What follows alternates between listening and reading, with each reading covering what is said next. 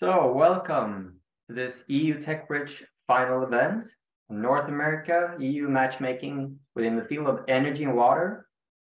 And I would like to inform that this session is recorded. Before we start with the presentations, I would like to give a brief presentation of the EU Techbridge project. So what is EU Techbridge? Starting in September 2020, the EU Techbridge project, co-funded by the COSME program of the European Union, has been matching innovative European small and medium-sized enterprises with North American-based end users, corporate buyers looking for innovative energy and water solutions. And the partners behind the EU Techbridge project are Sustainable Business Hub in Sweden, Clean in Denmark, 𝗪𝗺𝗲𝗄 in Spain, Lombardy Energy Clean Tech Cluster in Italy, and Water Lines in the Netherlands.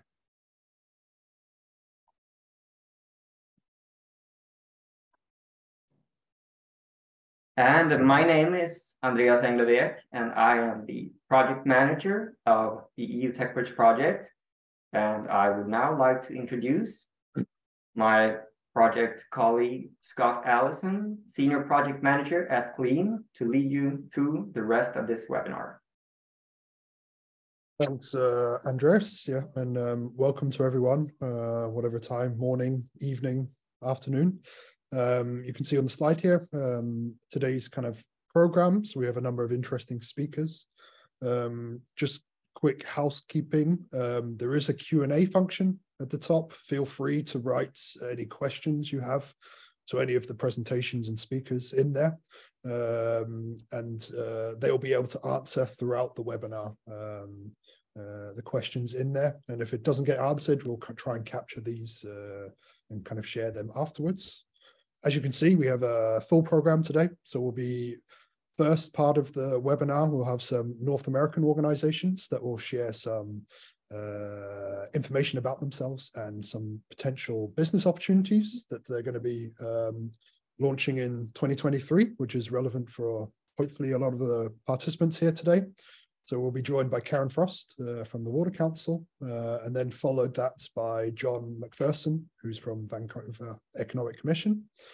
Following that, we'll have a couple of EU SMEs who have taken part in some of the EU Techbridge activities and that we have been hosting over the last 2.5 years. So we'll have Adam Wood from InfoTiles, followed by Christian Johansson from NODA Intelligence Systems, who will give some kind of background to their company and kind of how they've been involved and what they've got out of this type of program.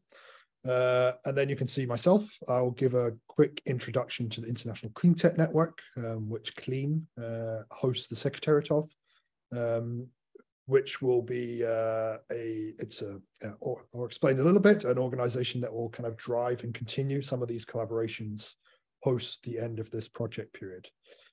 There'll be time for any final questions, remarks, and then my project partner, Stefan Bergsma, will give a brief explanation to the beta match tool. So when you've registered, there is an option to sign up for one-to-one meetings. So there'll be a little explanation to that.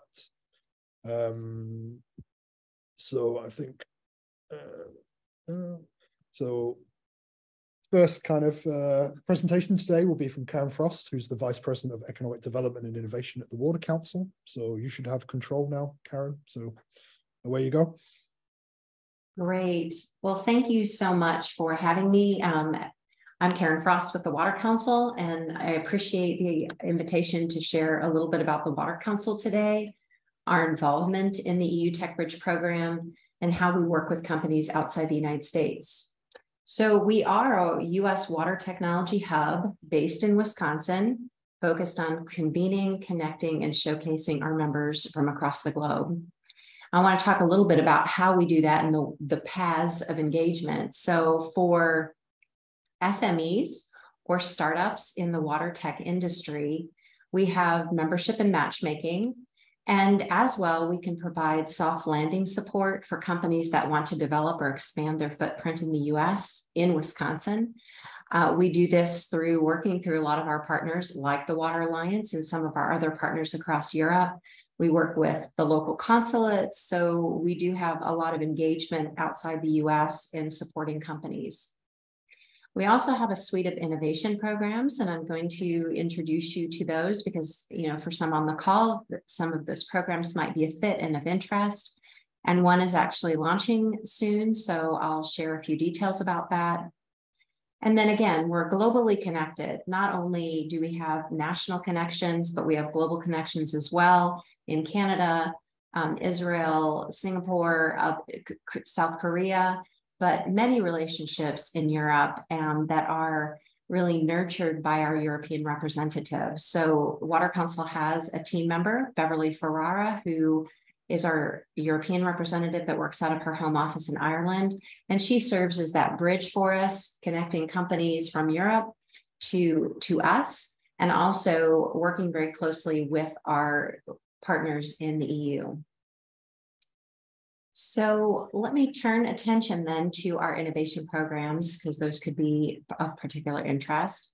All of our innovation programs are open for global applications. So no matter where a company is located in the world, these might be opportunities that could be considered anywhere from bench scale research on through commercialized technology. And I'll kind of give a little bit of an overview of each one of those and who that might be good for.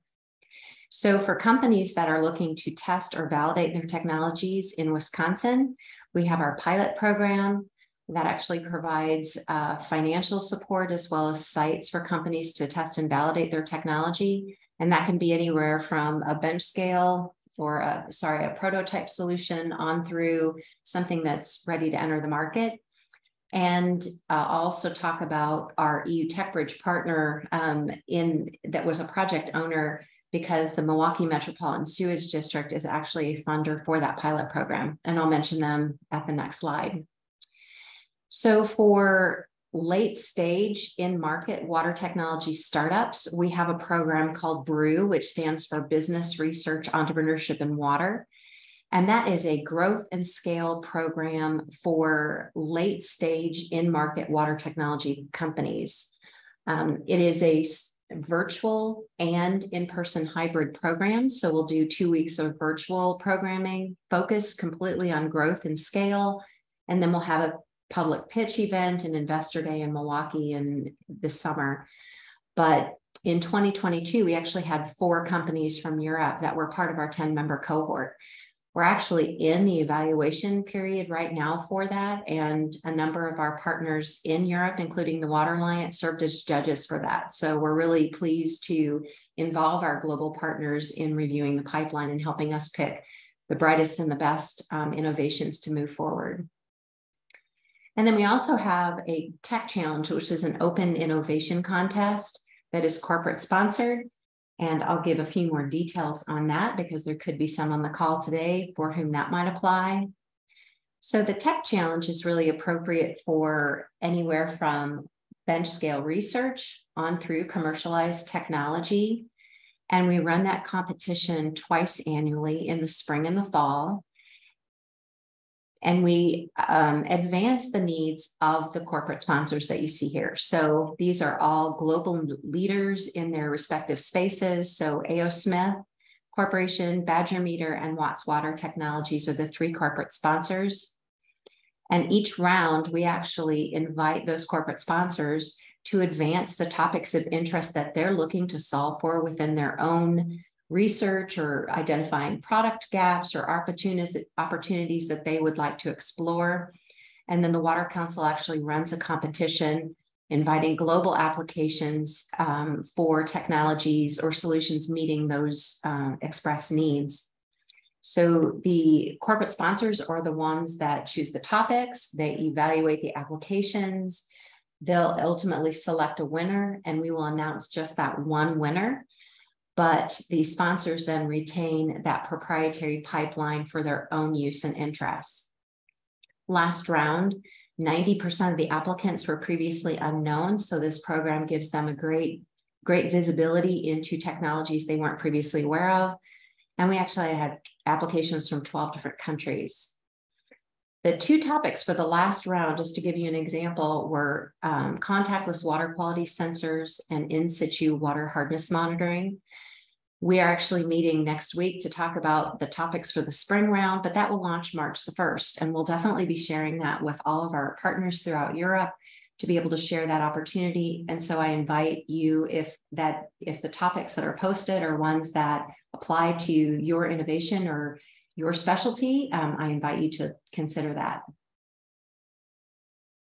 So I want to turn my attention then to today's topic about the EU Techbridge and the wrap up.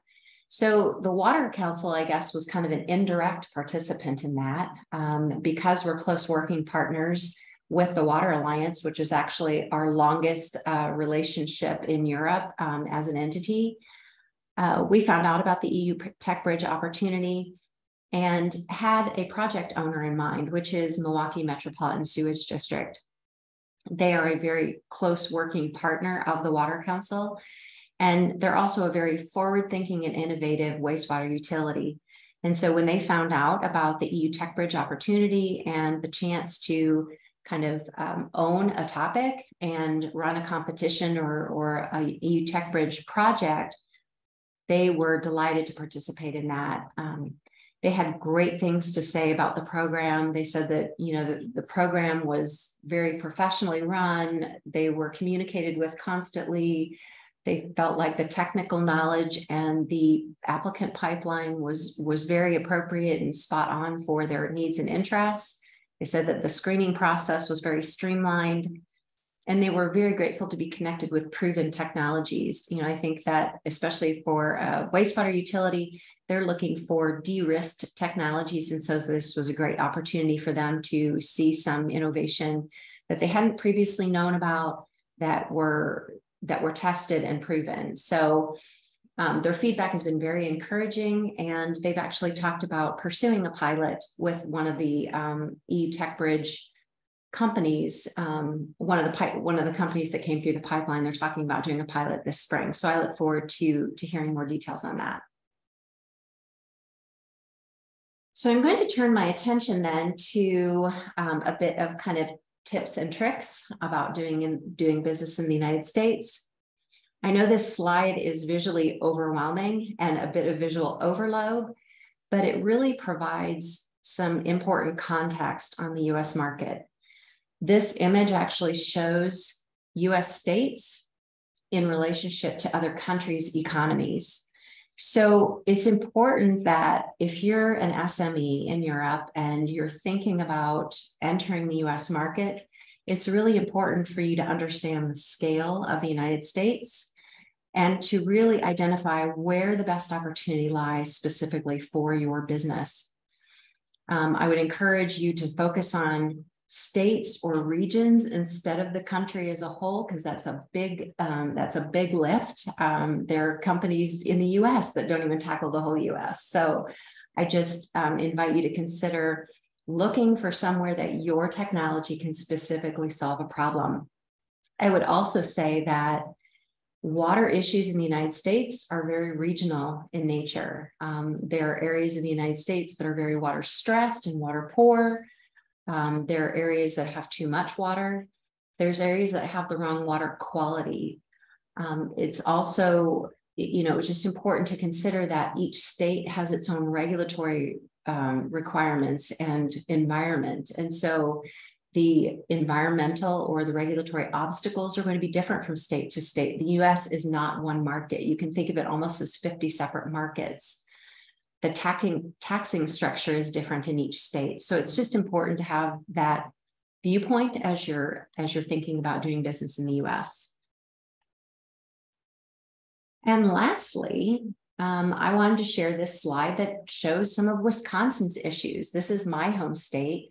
So I think, my encouragement, like I said, is to find a state that has a problem you could solve and then look at that as a market opportunity. I've identified some of the water issues in Wisconsin, and those go from harmful algal blooms. We have PFAS. There's radium in groundwater in certain areas. There's well contamination. Of course, we have lead pipes that are legacy in certain regions. There's nutrient runoff challenges. There's a dead zone in the Bay of Green Bay. We are on the shores of Lake Michigan, so there are some, water issues, adjacent to that fresh water body. But again, this just shows, in terms of water issues, look for where you can solve a problem instead of a problem looking or a solution looking for a problem. The other advice that I would give is find a trusted partner. I mean, the Water Council is a hub that can help companies that are looking to find those warm introductions and find those connections in a market that would represent opportunities. So we do have, we have close partnerships with utilities on the drinking water and wastewater side. We have, engineering firms and distributors and reps and multipliers that we work with. So I would say working with a hub is one way to consider entering the US market, or at least amplifying your efforts. Lastly, I would say watch for the Tech Challenge to launch on March 1st, to see if those topics are something that you can help solve for and think about applying to that. And then I welcome you to reach out if you have any questions or if there's something that I can help you with. So I thank you for your time today. Thanks very much, Karen.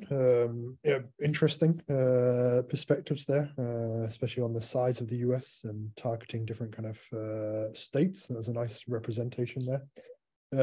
I just have a quick maybe question for you in terms of if you had to give one key advice to a small company, SME, trying to enter the US market, what would be the key thing for them to start with?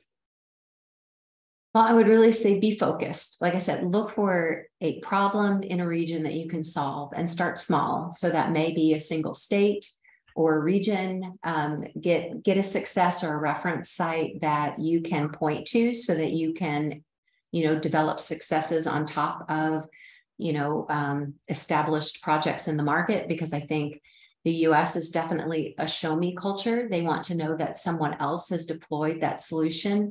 So they would like to be able to pick up the phone or go see it, touch it, feel it, instead of, it's great that you would have references elsewhere in the world. But I think for doing business in the US market, it's great to have some adopter or a reference site in the US that you can point to, and that, someone can pick up the phone and see that something's been successful in our market. Cool. Thanks very much, Karen. And yeah, I encourage people to write any kind of questions they have in the chat. And yeah, Karen, you'll answer if you have time in there.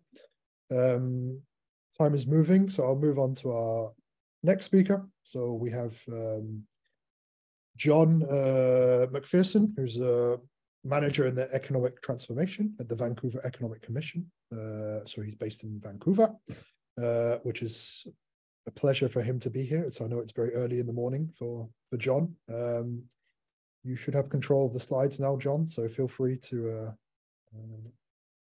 go ahead. Thanks, Scott.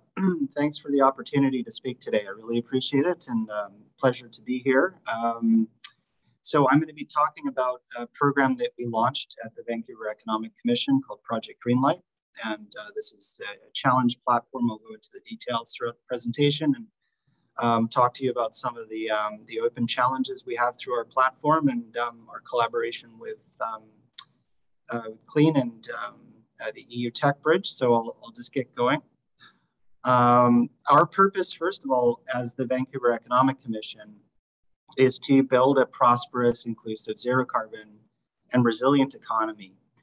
And we do this in collaboration with partners, associations, industry groups, and all different kinds of organizations to achieve our mission, really around safeguarding and future-proofing our economy, and looking forward and doing some really, really interesting things now to help build our economy.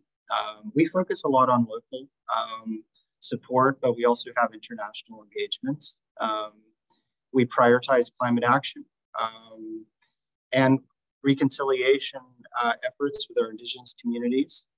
And then we look at a just transition. So how do we support all different groups as we move forward to reach our climate and clean energy goals? How do we make sure that nobody is left behind? So we have broad pledges as an organization that align to the City of Vancouver, our stakeholder and funder. We are an agency of the city and accountable to the City of Vancouver. So we're part of the City of Vancouver family, responsible for really guiding the economy in the right direction. And we do that through activating events like initiatives like Project Greenlight, various events, and a number of different activities. So I'll be speaking about the Project Greenlight program today. So this is a challenge platform, an innovation platform that fosters partnerships between innovators and major asset owners and institutions in the region. So municipalities, transit authorities, the organizations like the port, we're looking to recruit, and our transit authority, TransLink, our energy company, Fortis. We have 5 organizations that are part of this. We call them members. So each organization uses our platform to launch calls for innovation. So they're all looking for different types of innovation in the marketplace. Small and medium-sized companies usually are those that apply. They obviously have a lot of existing relationships with larger organizations. What we're trying to do is open up this public procurement vehicle to a different group of innovators that might not usually be tracking RFPs or following those and find the existing procurement framework too cumbersome and difficult, or they have something really innovative and disruptive that could be overlooked by a larger organization that tends to lean to be somewhat conservative in nature. So we're trying to break open the door, make things more, open the culture of innovation in these organizations, bring in innovation to these organizations more quickly at a rapid pace. So really, these organizations, like many large institutions in the world, move at a slower pace. And we understand the bureaucratic nature of these organizations, but they really hold the keys to us moving forward more quickly on our climate change agenda. So this is kind of the mission of our project. And so here's just a few examples of some of the organizations we work with: City of Vancouver, 𝗀𝗄𝗏 and other municipality in the region, TransLink, our transit authority, and Fortis BC, and they're located all over the Metro Vancouver region. So the City of Vancouver, for example, is looking at zero waste technologies, which we've just launched a zero waste demonstration site where companies have an opportunity to use this industrial site to test and demonstrate zero waste recycling technologies, green building materials, and green energy that relates to buildings, rainwater management solutions. So the city has making a number of progressive steps around rainwater management. So more rainwater capture on buildings, blue-green roofs, for example, or with respect to the combined sewer overflow, they're decoupling pipes, but they want to monitor and manage stormwater overflow. Stormwater at the pump stations can get overloaded, like many cities. They're trying to decouple all the infrastructure, the water and sewer mains. And so there's a number of innovations that they're looking at to better understand what's going on in their green rainwater infrastructure and their whole pipe network. So, and transportation as well. So there's a target in Vancouver to around renewable energy and also in transportation. So the number of electric vehicles is increasing in the city and with TransLink as well. So there's a number of innovations they're looking at, from charging infrastructure to different kinds of vehicles. So the city of Vancouver is open to looking at these different kinds of innovations. So you'll see on the bottom here, you'll see the timeline in terms of when we have our open calls out for innovation and when we do our review periods. So those are the deadlines in which you can apply. You can apply at any time, but those are the dates in which your proposal will be reviewed. Now, City of 𝗂𝘁𝗵 is another adjacent municipality in the region.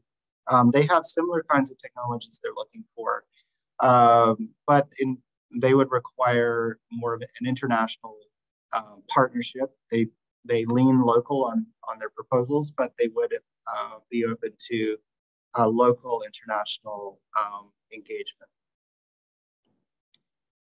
TransLink, as I mentioned, we're working with quite closely on this program. So they're looking at not just fleets, but also building energy management systems, digital services and infrastructure to better support users and ridership. And FortisBC has launched a low carbon initiative, so to reduce their GHG emissions by 2030. They have some pretty aggressive targets. So they're looking at different energy efficiency measures and hydrogen and low carbon gases. They're one of our main suppliers of natural gas to the province, but they have a pretty aggressive agenda to reduce their GHG emissions through different kinds of technologies. And again, you'll see along the bottom the dates to apply for the open calls. So we've EU Techbridge has been one of our longest standing, most successful collaborations in Europe through our international partnership platform.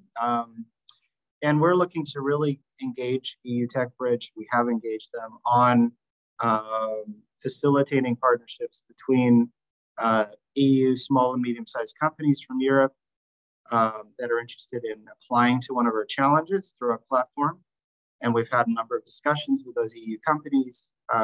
We really hope to accelerate those discussions into pilot project opportunities and really continue to build the relationship there. So we encourage you to look at our website, projectgreenlight.io,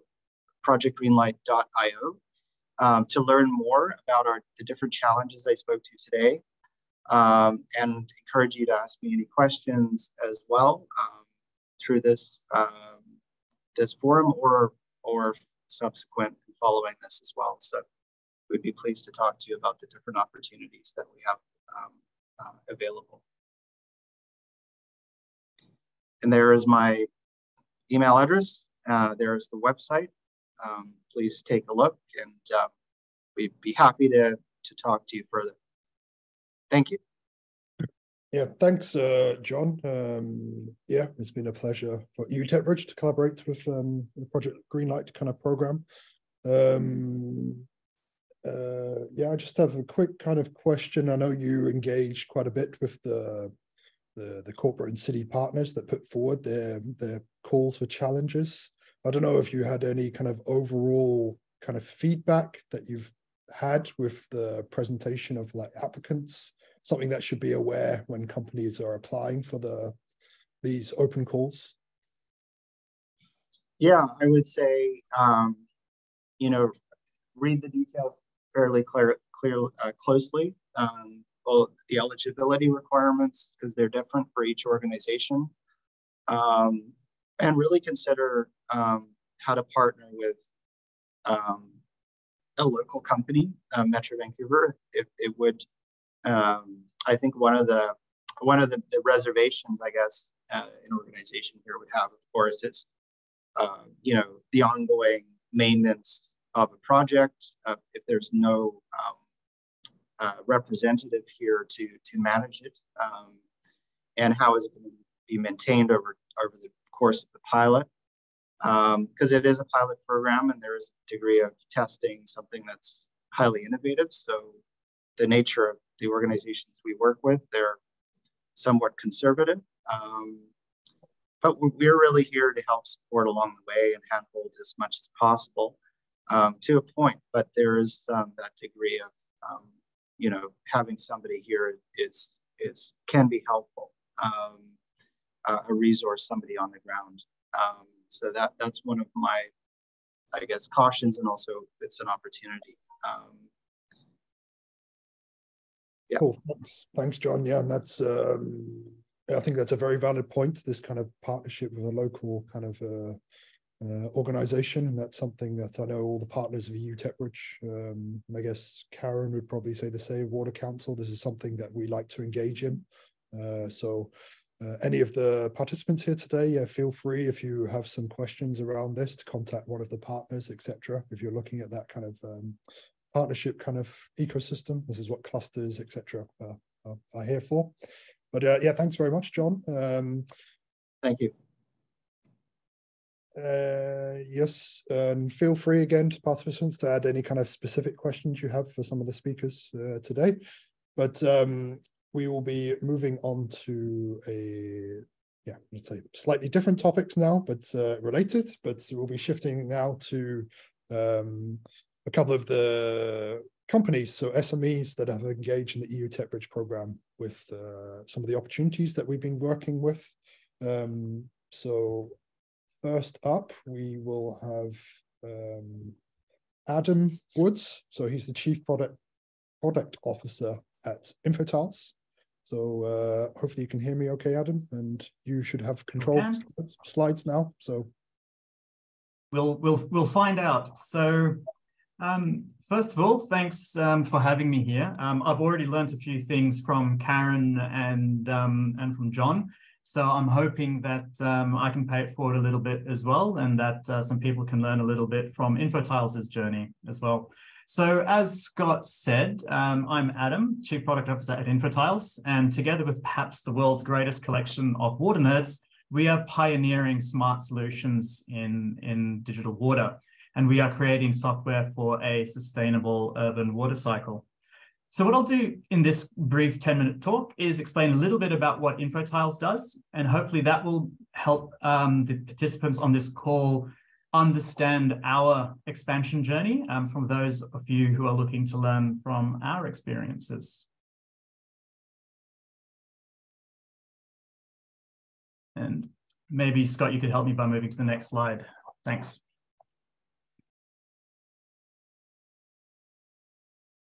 So what's the challenge that InfoTiles is solving? And we all intrinsically know the importance of water. I mean, we're on a water specific call, but it's why we feel thirsty. We also know that the planet is covered in water, but changing climate means that our urban environment is experiencing new challenges with respect to water, whether that's in quality, availability, or simply water being in the wrong place at the wrong time.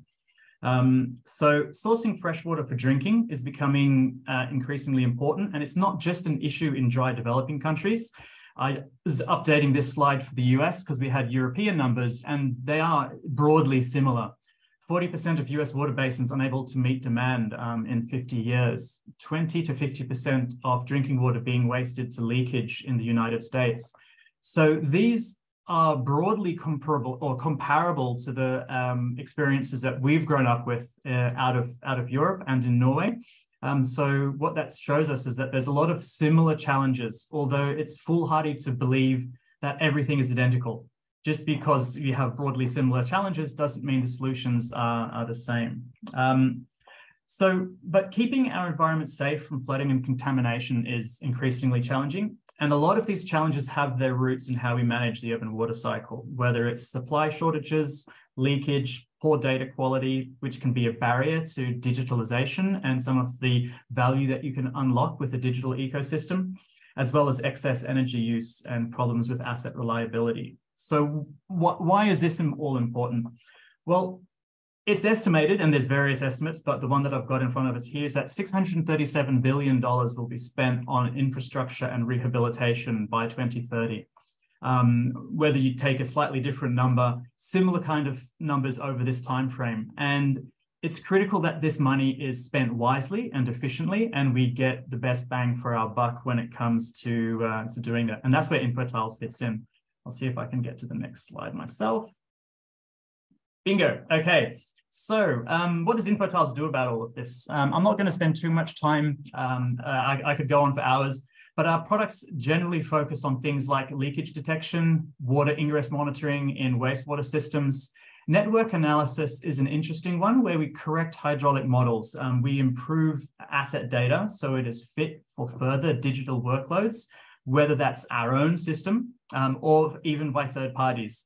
We created these tools because a lot of our customers, their asset data was not good enough for digital workloads.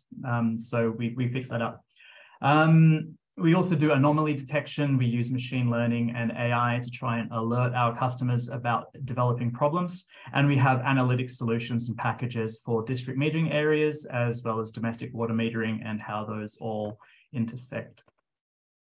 So what does that mean and how do we solve water? So InfoTiles, we solve water in three main ways. We collect the relevant data from a multitude of different sources. Typically, it's the data or sensors that our customers already have, so we don't ask them to install new hardware. And we enrich it with things like weather data, as well as other public data sources. We then use machine learning and AI to intelligently connect this data to make conceptual links and then predictions. And then we highlight correlations between things, whether that's rainfall and ingress, or whether that is leakages and age of pipes and so on, to try and show correlations and causality. We show how things are related, how they interact, and what is likely to happen when you have various emerging circumstances, whether that be local weather patterns or even, the ongoing effects of longer-term climate change. So this essentially, these three steps allow InfoTiles users to improve their awareness and insight, and thus they can make better and more informed decisions. The outcomes for our users are, as I said, better decisions. They are more informed. They can act on facts. We also corral all of the data into useful information and even intelligence, which means that our users are more informed and they can act on the facts of their operational state. And since we pull all of this information together and put it in one place, it means that our users can act faster, which means they can fix their problems sooner when they find out about them via InfoTiles. And then we also have predictions. So this is trying to help our customers avoid these issues even happening in the first place. We've done machine learning around flood prediction, as well as mechanical breakdowns as well. So this leads to better outcomes for the environment in terms of, for example, if we can avoid uncontrolled sewage releases, it leads to better outcomes for residents. If we can avoid water leaks and burst pipes, and all of this financial improvement, it can, depending on the situation of the customer, that can either be passed on to the residents and businesses in their area, or it can be reinvested into their own infrastructure. So we've had a lot of good outcomes as a result of this. I think the last four are some of the more interesting ones. For example, we've had almost 9 million cubic meters of ingress detected.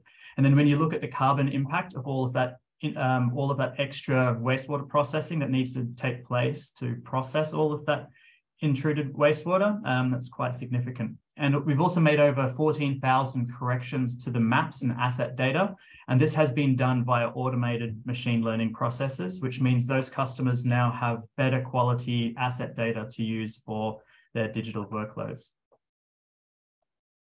Okay, so this is, I think, perhaps the most interesting part to those of you who are in small water startups and looking to scale.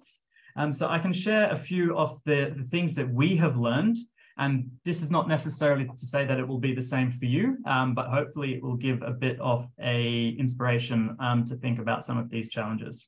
So yes, there are overlapping challenges in water. As I've said, we saw that through the statistics that we had at the beginning. So, you can take what you've learned in Europe and apply it in the US. But I'm inclined to agree with Karen as well, in that you don't necessarily want to tackle the whole US and treat it as one city in Europe. You could fit a couple of Europes into the US and quite happily still have more different types of situations. So you really need to do your research to make sure that you are advertising a solution to the right problem. And we've made the mistake sometimes of not thoroughly doing our research and assuming that a problem existed where it wasn't necessarily the case. Partner programs. I think Scott and also John mentioned this as well. So between WaterStart, which we have worked with, EU Techbridge, Clean, these programs help filter the noise. There's lots of opportunities out there, some good and some bad. And for startups that have a limited amount of time or manpower to throw at these potential opportunities, it's important that we spend time effectively, because there is a real opportunity cost for focusing on some of the wrong opportunities. So the other thing about these programs is that they tend to work with the potential customers to help the customer understand their problem and crystallize their problem into a documented challenge. And that can make it easier for the startups to see which challenges are right up their alley, which challenges are the best match for their particular solution. And since these partners have their own brand, you can almost leverage the legitimacy of these companies. If you get an introduction via Clean, via EU Techbridge, or for WaterStart, for example, you're not cold calling. So it gives the water utility or the end customer a little bit of confidence that, that you have also been vetted as well. As a startup, it's tempting to say yes to any potential customer. But there can be an opportunity cost in working with the wrong customer. So we found that we want to work with customers where we can build our ongoing value proposition and improve it. So sometimes this can mean shying away from customers that would require you to deviate from your core business to try and develop something just for one particular customer that might not necessarily be a good strategic fit for you as a business. And in those situations, it can be hard to turn down that revenue. But as we discussed earlier, with an opportunity cost, maybe your internal resources are best spent really pushing as much value into your own value proposition as possible. The other thing that we've noticed is when you're looking for customers, if you look for customers with innovation programs, often these customers have put some thought into it, and they've recognized that it can be difficult for a startup to access some of these larger organizations. Large organizations can be a little bit slow moving, slow to procure, and they can sometimes have fairly complicated procurement processes, which is a terrible fit for a startup. And what this can do is it can bog the startup down, manufacturing documentation to comply with a lengthy procurement process, which takes away the startup's attention from actually solving the problem at hand. So companies that or agencies that have public innovation programs, or maybe sometimes they even have dedicated people to help shepherd startups through this process into a pilot program, that can be very helpful. Speaking of pilot programs, this is something else that we've heard through others. We've experienced it a little bit ourselves, and sometimes in the industry it's called pilot fatigue, is that you have a pilot, but then you don't convert that into an ongoing business relationship. And I think it's fair to say that the cause of that lies on both sides. It's partly the fault of the startup for not having a clear strategy and putting that in place in time to transition from a pilot project into an ongoing business relationship. And also sometimes it can be difficult for the customers to get the right stakeholders involved in the pilot project at the right time to then transition that onwards. So as a startup, you really got to try and own as much of that process and that responsibility as you can, and start thinking about that before you get to the final weeks and days of the pilot program. Because if you haven't got that process started beforehand, it's going to take a long time, especially since the barrier to an ongoing contractual relationship is often a lot higher than the barrier to a pilot program. So sometimes there's some additional preparation that needs to be done in advance of that. In the dying moments, I think other challenges, we've found that, you need to, not so much with the US, I mean, for our business, a lot of our people either speak English as a first language or my Norwegian colleagues have excellent English, so going to the US, that's not a problem. But for other markets, we have found that language can sometimes be a challenge, as well as just time zones. We're small companies. Managing multiple time zones on an ongoing basis can take a real toll. So you need to have a bit of a plan for that, as well as legal and regulatory concerns. Concerns for us have often been around cybersecurity and data sovereignty. Ironically, data sovereignty going into the US is easier because normally it's our European customers that have concerns about data sovereignty and the access of US entities into our data. But it's been something that we've had to carefully consider when expanding elsewhere in Europe and, for example, in Australia. So that's pretty much most of what I had been hoping to cover in that little time. My LinkedIn QR code is there. So if you've got your mobile phone handy, please pull it out and snap that, and we can connect on LinkedIn. Love taking questions, even if it is from quasi-competitors. The way I look at it is that water is too important to get too bogged down into competition. So happy to help other people in the industry learn from some of our experiences. I've loved talking to you about water, how we can take better care of it, and I'll happily take any questions about InfoTiles or market expansion. Thanks very much, Adam. Very interesting to kind of see your kind of process. And I do know, obviously, you've had some successes through the Water Start program that we connected you to. But I was just wondering quickly on top, obviously, you have been going through a bit of an expansion into different markets.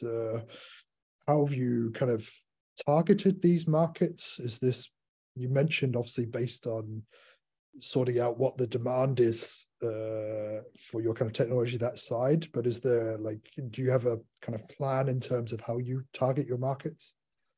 Yes, and I'd love to say it was based solely on what is the best product fit for customers, but we've also got another layer that we bring in as well. So we look at which geographical areas have challenges in water that are a good fit for the solutions that we currently have, or if it's an area that we want to move into. So if there's a particular area where we're looking to develop our product, we might look at customers that would have a need there. That could be a development customer.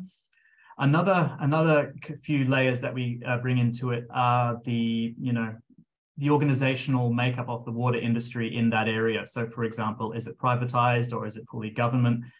We have found that more privatized entities can sometimes move quicker in procurement, which can be important to us as a startup. As well as what I mentioned a little bit earlier about things like language and time zone. We've got a big project with Anglian Water, which, as you mentioned, we won through the Water Start program, which we also became aware of through 𝗡𝗂𝗏 and the EU Techbridge. So that, even the 3-hour time difference, has made us actually have to make a few little adjustments within our business to make sure that we can fully service them. And then when we're also placing calls with folks in the US, we're already planning about how we will get the right resources in the right time zones to make sure that we can support both the sales process, but also customer success as well once we get started. Cool, but thanks very much, Adam. And yeah, if anyone has any questions, feel free to put it in the chats. And obviously you can see the QR code there. So maybe you'll get some new connections out. Get some new friends. Yeah. Thanks, Scott. Yeah, thanks very much. So we will be moving on to our next company. So we have NODA Intelligent Systems. So we have Christian here. You should have access to the slides now, so you should be able to change them yourself. So feel free to go. All right, thanks, Scott, and thank you for having me here. It's interesting listening to all of these things. And I think some of the things we've learned through the project here is also very similar to what Adam was talking about just now also, although we're working more on the energy side of things. So as you can see here on the screen now. What NODA is really doing here, we start looking at the opportunity. Obviously, there's this enormous amount of energy being used for heating and cooling. This is really our kind of sweet spot. We do thermal AI solutions, and you look at nearly half of all the energy used in our society, it goes to heating and cooling in different ways. Buildings, obviously, is one huge part of it, but also industry in different sorts for use in heating and cooling. And also, if you just look at the buildings, they themselves generate about 1/3 of all the CO2 emissions in our society. So it's quite a huge impact on these things. And if you really want to transform our society into a more sustainable one, then obviously heating and cooling, thermal processes, is really something that you need to address in one way or another. And from our perspective, it's not just about the amount of energy. We also try to focus on how you use energy, because this is also implied in the transition from fossil dependence to renewable societies, that you go from a more, let's call it centralized solutions to more distributed solutions. And in this distributed environment, you do need more digital solutions, you need more smarter solutions, and this is where AI and machine learning comes into play. So you get, implied in or embedded in this transition, you have even if you do want to go from fossil, because this is easy to use, but it's not good for the environment, it's also very expensive. However, when you go to sustainable energy sources, they tend to be more, from an engineering perspective, they tend to be harder to deal with. And this is why you need smarter control systems to deal with this. And this is where we try to focus on these things. And there's a lot of work going on when it comes to creating more energy efficient solutions. But even if it's half of all energy we're using, this thermal process, heating, cooling, they are sorely overlooked. We see this in Europe, and it's been also something we see in the US. So it's something that people really don't deal with in a good way. So I think this is, from our perspective, this is the opportunity for us to work on. Okay, let's see if I can change this. Yeah, here we go. So yeah, from NODA's perspective, we've been doing this for quite some time. We started in 2005 as a kind of traditional spin-off from research. 2 PhD students and a professor. Professor did no work at all, and the PhD students did all the work and kind of created a company, and here we are. So, and we actually have seen this through the years, that we can actually achieve quite good results. 10-15% long-term, 30-50% short-term flexibility. And this is both on thermal networks, district heating and cooling, but also in power grids, electrical grids, when you're working with heat pumps and so on. And also just looking at this energy saving cost for individual buildings, this is quite a lot you can save just by controlling things smarter. So it's a very cost-efficient way of actually addressing these things. And it's not just about the buildings themselves, it's also about the grids, the network, how you work with demand response, supply system optimization, all these things also.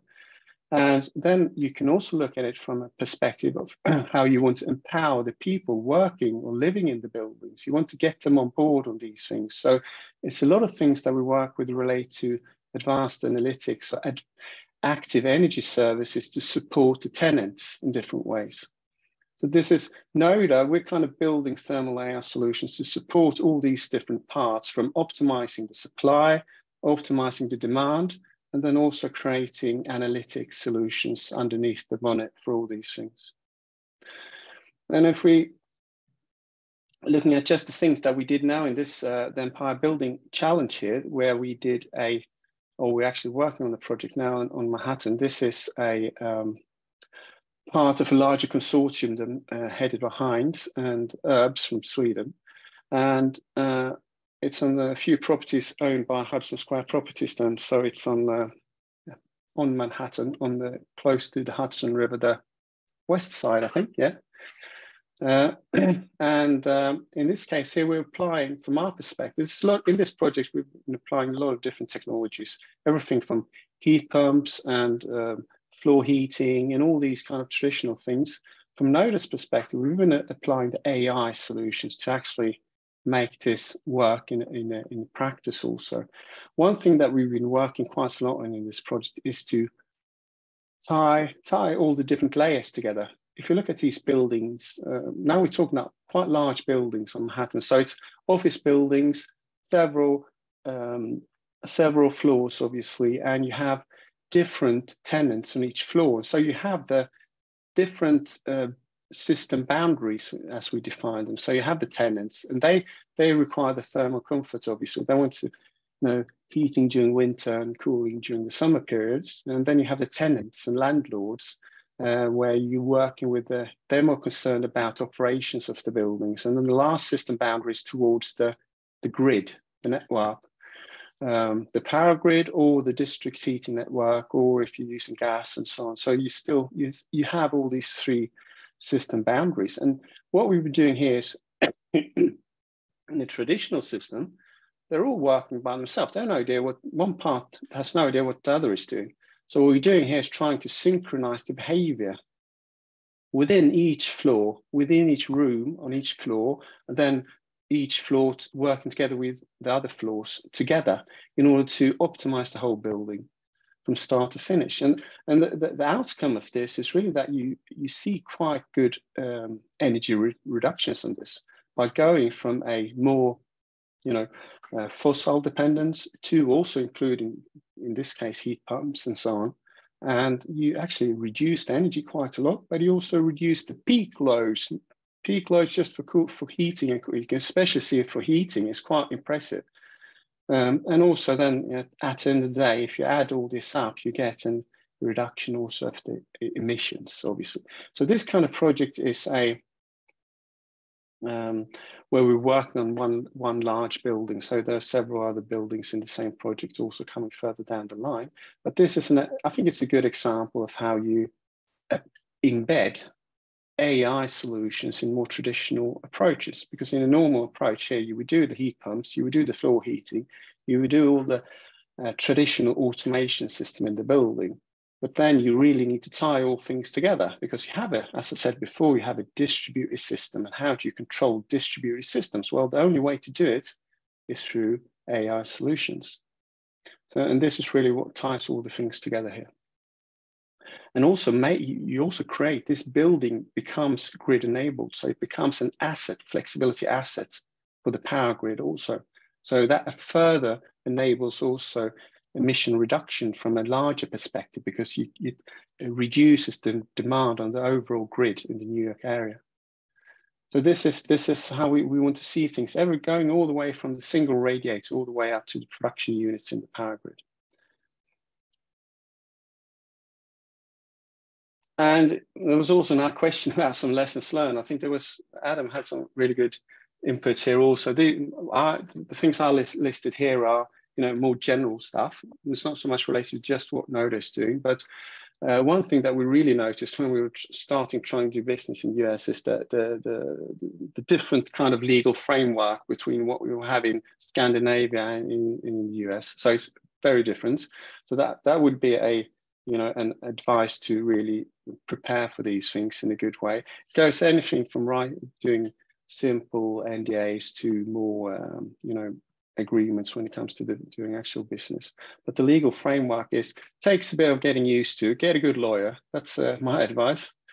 And presence, I think this is also ties together with what Karen and Adam were mentioning. You need to be there, and you need to focus on one area, because you can't be everywhere. You can't just go to the US. No, you go to New York, or you go to Chicago, or you go somewhere else. You just don't go to the US in general, I think, because you have to be there. That's my experience, at least. You can't just expect business to happen by doing stuff from video meetings from Sweden. That's not going to work. You need to be there. You need to start building relations with people and understand their problems and how you can bring your solutions to them. So you need to have a presence in the US if you're going to do business there. And this, obviously, both the lawyers and the press requires a good budget. So, plan for this, put together a good budget, then multiply this by pi, and maybe you have what you need to get started. And these are the kind of things we've learned along the way. And when it comes, my last advice is, as it says, just do it, because I think it's a great opportunity. So yeah, there are some hurdles, there are some things that you need to think about. Obviously, you need to do it in a good way, but at the end of the day, you're probably more going to regret it if you don't do it than if you do it. So I would really recommend anyone who has an SME and working in energy or water to look at the opportunities and see if there's something that you can do in the US. I really like the US. I haven't been there so many times, but I'm starting to like it more and more. So I'll definitely be back. No, thank you, Scott. Back to you. Well, thanks, Christian. And obviously, yeah, I visited the Hudson Square properties last year, or the building. So it's very interesting what's happening there, and to see the strip down of all the kind of infrastructure of such big buildings and how it all interlinks. And obviously, you engaged kind of EU Techbridge and met and had one-to-one meetings with Heinz and 𝗀𝘂𝗶𝗰, and to become part of this consortia or group that kind of submitted to this Empire Building Challenge. I don't know if you've got any kind of key advice, learnings for yourself as an SME to be in this group with the bigger kind of players, something that you've learned that you're kind of unaware of that you now would think about in future projects. Yeah, well, I mean, this ties together with similar, it's not specific to the US, but in general, we work quite a lot with larger actors like Siemens and Schneider Electric and Kamstrup and these kind of companies here in Europe. So we are used to working with this kind of type of actors. So from that perspective, it's quite similar. But if you're doing that kind of, I mean, as an SME, you obviously need to think about how you approach these kind of the power balance between these large organizations. You need to figure out how to do it in a good way. And from our perspective, we've done a few mistakes through the years, but as long as you learn from your mistakes, it's a lesson, not a mistake, I guess. So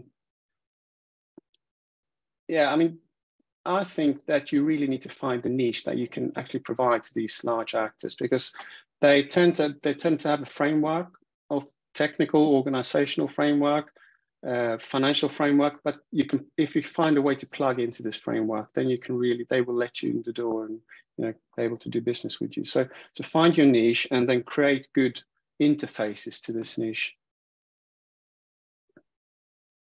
Super, thanks very much, Christian. Interesting kind of presentation. Look forward to following what happens with the Empire Building Challenge and Hudson Square properties.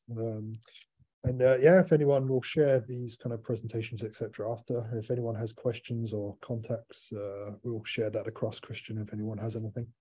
But yeah, thanks for joining today. Thanks. Just the presentations from the SMEs. Yep, here's NODA's email address, website, if you want to have a look. A nice picture of Stockholm. We'll just take just to kind of wrap up this session now. We would just like to explain a little bit around the International Clean Tech Network, which maybe some of you on the call or the webinar knows about, but this is in perspective of now, this is the final EU Techbridge event. The project itself has been for 2.5 years funded, it is finishing, but we have built up a lot of relations and contacts in North America, that each of the partners, so the 5 clusters in the project, will continue to kind of collaborate with and kind of engage. But we have also, through this project, been collaborating with the International Clean Tech Network, which Clean hosts the secretariat of, so I do work a little bit with them. And we're going to be using this as a what do you say, a stepping stone to continue the good kind of progress that we've had from the EU Techbridge kind of project. So I'll just quickly explain it and a couple of opportunities that are now becoming active, that's maybe of interest, and how to kind of further engage in as an SME into not just the North American market, but potentially further into other kind of regions. So just quickly about the International Clean Tech Network.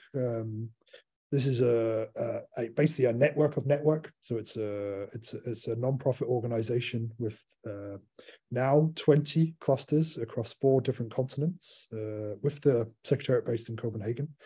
And they all have the same kind of structure, ambitions, vision, and being triple helix framework, and mostly kind of made up of SMEs, but also public authorities and research bodies, with the aim of kind of building this kind of global front runners of clean tech innovations that can kind of spread across the world in terms of really addressing these kind of complex challenges. Some that obviously Karen presented, obviously John as well. So this network has been growing since 2009. As I said, it's now 20 clusters. Here's the map you can see. So we have majority in Europe. You can see some of the partners of EU Techbridge are already members of this organization. We have 3 in North America. We now have 2 in South America, and we have 2 in Africa. So it's a growing network, and you can see it's in terms of kind of critical mass, we have 7,000 plus SMEs as members of these members, 90 universities, 100 cities or public authorities. So there's quite a big kind of critical mass to really drive innovation and really kind of drive this knowledge sharing, etc.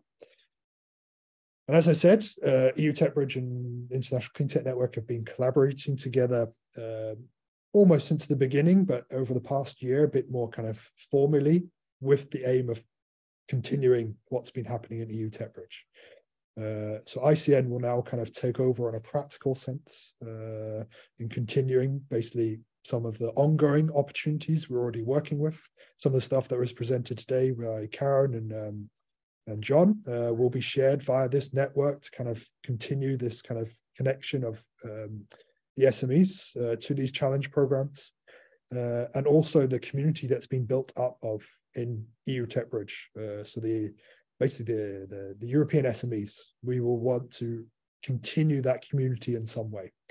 So if you're interested to learn more, please contact one of the EU Techbridge partners or ICN. We'll share that at the end to kind of know how to get a bit more involved.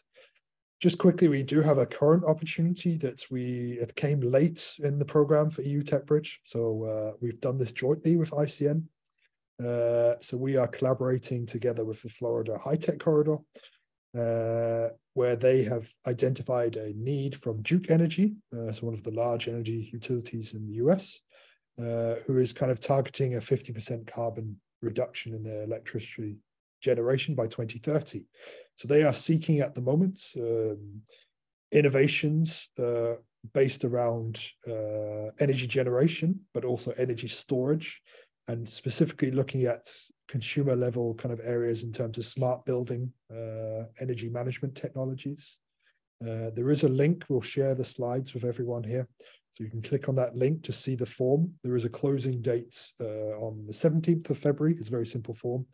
And the SMEs that apply with the solutions, we will kind of pre-screen them, and they'll be shared with Duke Energy in terms of them selecting for one-to-one virtual meetings. They are looking to invest in potential pilots, and they have funding behind this. So please do, if you feel you have something to offer, please do apply. And as it said there, the ICN solutions, EU Techbridge has been having a digital platform, maybe some of you are members of. We are transferring all that onto the ICN platform. It has the same kind of backend, and it's called ICN Solutions.